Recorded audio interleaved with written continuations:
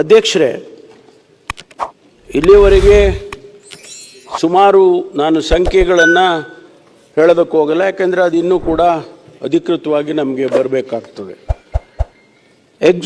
Exhumation ಪ್ರಾರಂಭ ಮಾಡ್ತಾರೆ. ಸುಮಾರು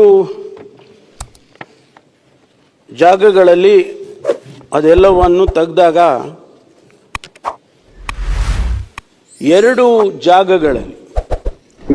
ಎರಡು ಜಾಗಗಳಲ್ಲಿ ಒಂದರಲ್ಲಿ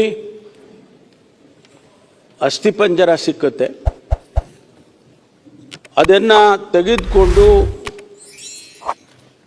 FSLಗೆ ಕೊಡ್ತಕ್ಕಂಥ ಕೆಲಸವನ್ನು, ಅಲ್ಲಿ ಸಾಯಿಲ್ ಸ್ಯಾಂಪಲ್ ಇರ್ಬೋದು, ಆ ಬೋನ್ಸ್ ಇರ್ಬೋದು, ಅಲ್ಲಿ ಸಿಕ್ಕಿದಂಥ ಯಾವುದೇ ಮೆಟೀರಿಯಲ್ ಎಲ್ಲವನ್ನು ಕೂಡ ಅವರು ಸ್ಯಾಂಪಲ್ ಕಲೆಕ್ಟ್ ಮಾಡಿಕೊಂಡು FSLಗೆ ಕಳಿಸ್ಕೊಡ್ತಾರೆ. ಇನ್ನೊಂದು ಜಾಗದಲ್ಲಿ ಅಲ್ಲಿ ಕೂಡ ಒಂದಷ್ಟು ಬೋನ್ಗಳು ಸಿಕ್ಕುತ್ತೆ, ಅದನ್ನು ಕೂಡ ಕಲೆಕ್ಟ್ ಮಾಡಿಕೊಂಡು ಅದನ್ನು FSLಗೆ ಕೊಡ್ತಾರೆ.